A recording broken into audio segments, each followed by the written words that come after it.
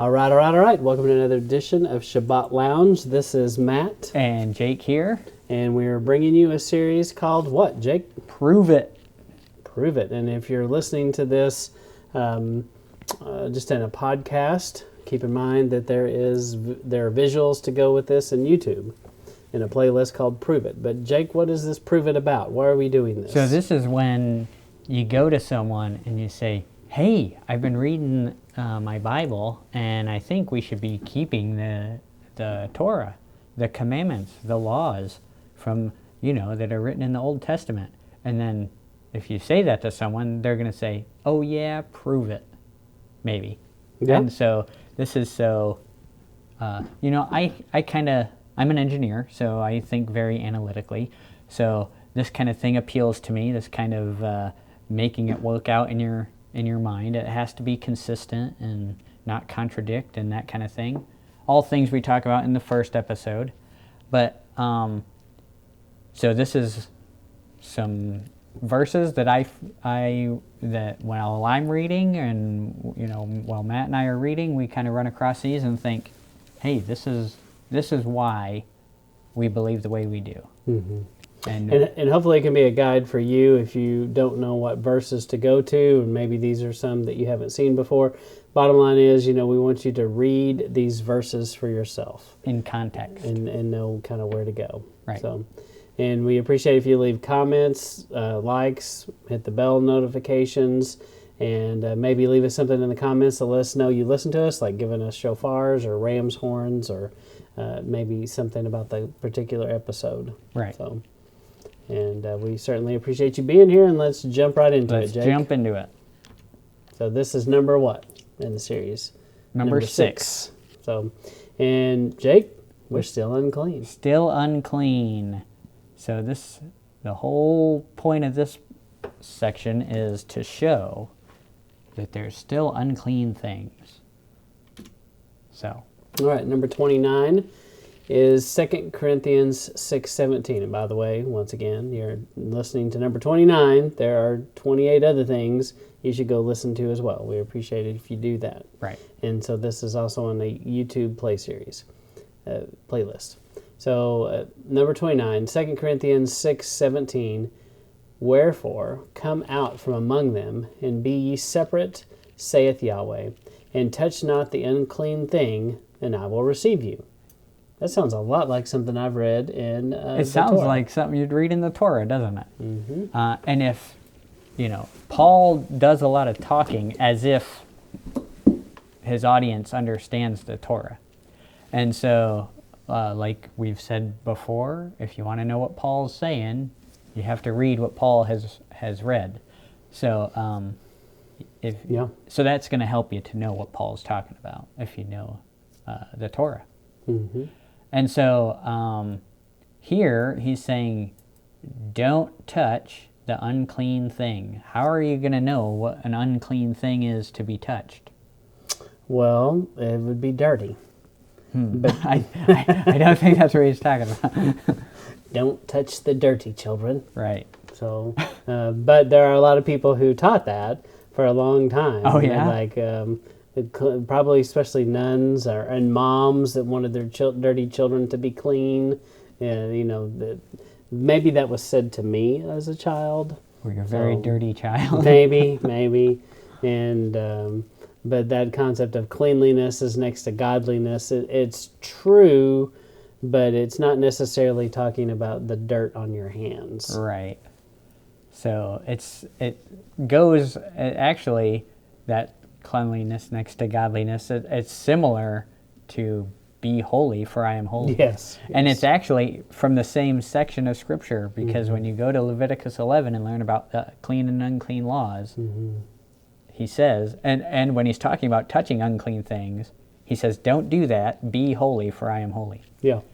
So when you have to read the text to know what is unclean. Otherwise, you just define it with whatever you want to, like what I just did. Right. And go, well, my hands are dirty, they're unclean. But that's not what he's talking about. Right. So in the comments, if you've heard this being unclean in the New Testament version of unclean, in the comments, put what you've heard that is. Or if you don't know, maybe make a note of that too or something. Yeah. I'd be interested to hear, because I don't get a lot of answers back on this when I talk to certain people, but if you're one to say that we don't have to do the law anymore and uncleanness isn't a thing anymore, please explain this verse.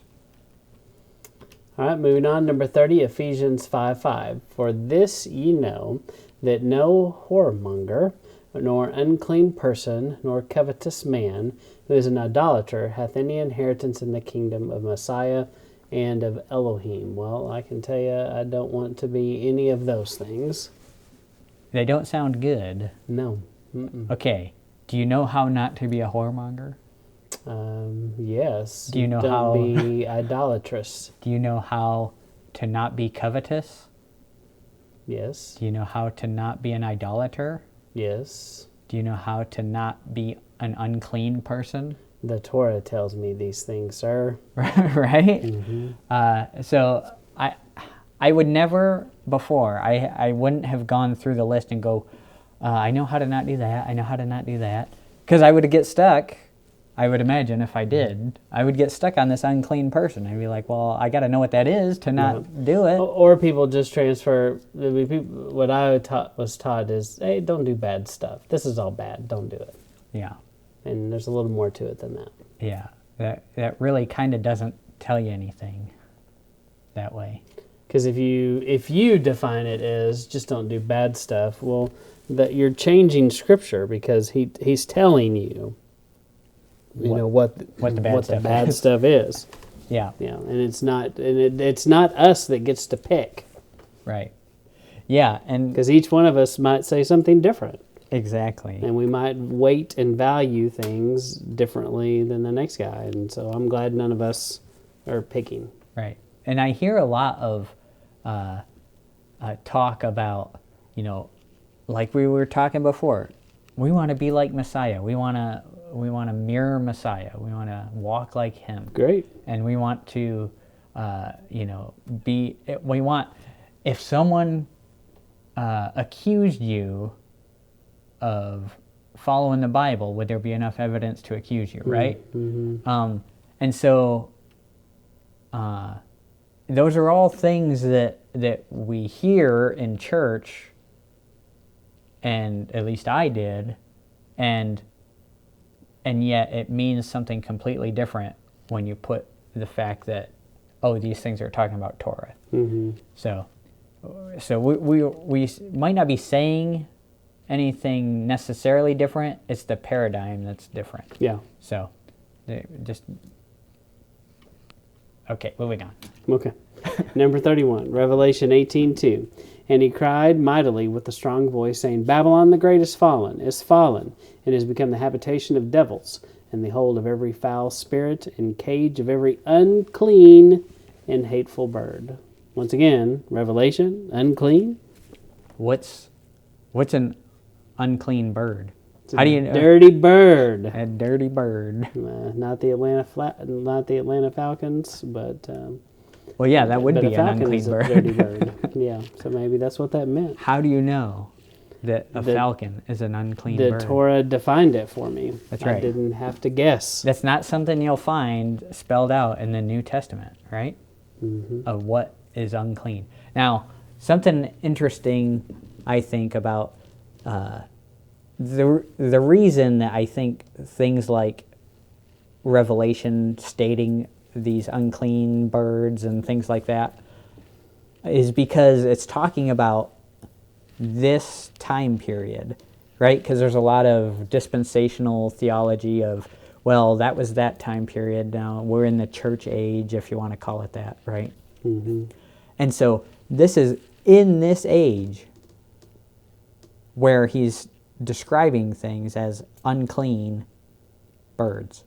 So, and we'll get into some other verses too further down the series, but like Isaiah, right? It's talking about this time period and how he thinks about unclean things.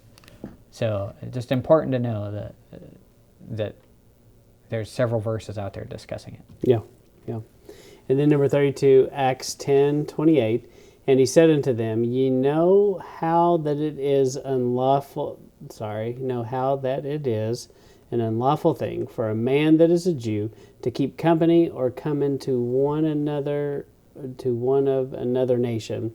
But Elohim has showed me that I should not call any man common or unclean. Sounds like Peter's vision. It is Peter's vision. And is he saying anything about food? Or is he talking about people? Yeah, a lot of times it's not said this way, but the intent is the same. Where I've heard, we shouldn't call any man common or unclean. Also, you can go eat ham sandwiches. Yes. Right. Yes. So that's not how it's said, but the utilitarian aspect of it is that's the effect. It's the same effect. Yeah, yeah, and he's just saying, and Peter, and the reason why this vision is so powerful for Peter, he's like, okay, I get it. You called these animals food or and not food, or clean and unclean, but you have not done that with people. Right. And he's like, okay, I got it. Well, here, there's a lot of interesting things in this, but here, just in this verse, he says it's unlawful for a man that's a Jew to keep company with someone with a Gentile. Is that Torah law? Well, you'd have to show the Torah law. If you know the Torah law, you know that that's not a Torah law. You know that's a Pharisaical law, right? And I think that's where a lot of people get in trouble that want to come at this movement, if you will. They like to bring up the Pharisaical things, and we all agree those are bad. Right. None of us are wanting to do those things because it is very clear that was not the right way to think. And over in the scripture, you see where he addresses these ideas that were bad, and he makes it very clear. This, especially in this particular case, you're not supposed to do that. And so they would, do things like they would absolutely refuse to sit in the same room, to have a meal with someone that it wasn't like them, wasn't Jewish. Right. Even if they believed, and so I think they ran into problems in the early church where people who believed like them, who were grafted in, just like we talked about in a previous episode, and they would be like, we can't sit with you. Right, and you saw Paul actually address Peter for doing that. Yeah, yeah. And an there's an argument. Earlier verse. And so this idea of just this whole vision is important. This idea of clean and unclean. And so here he's giving the answer to what the vision is. Mm-hmm. Peter comes down, he's confused about what the vision is, and then he goes, oh wait, he sees the people at the door, and he goes, Yahweh's showing me I shouldn't call any man common or unclean. Mm-hmm. And so, interestingly, this is post-resurrection, right? And Peter is still saying, I have not eaten anything common or unclean. Yeah, yeah. So he's still keeping the clean and unclean laws at this point. Yeah. So pretty interesting. All right, and so that is coming to the end of this episode of Prove It, and this is one of many. So which one is this one? This is 6. So there are 5 others, and so what were the other 5? We had a first things first, then we had sin, the commandments, identity. And flesh versus the spirit. Mm-hmm. I think you want to flip flesh versus the spirit and identity for the order. And so you can find that in a YouTube playlist with some visuals that have the scriptures. And so if you're flying blind and listening on the podcast, it might be easier on the eyes, but actually our video is not here. So, but you might try that. And so we appreciate you liking, commenting, subscribing, Yep. And Google us for more information. And once again, Jake, do we have all the answers? Not all of them. No. We have some answers, I think. Yeah, but, yeah. you know, all the answers that involve you going to the Word. Right. That's the answer. Yeah. Exactly. So go out there and prove it. Yep, that's right. Well, that's it. And this is Matt and Jake. signing out.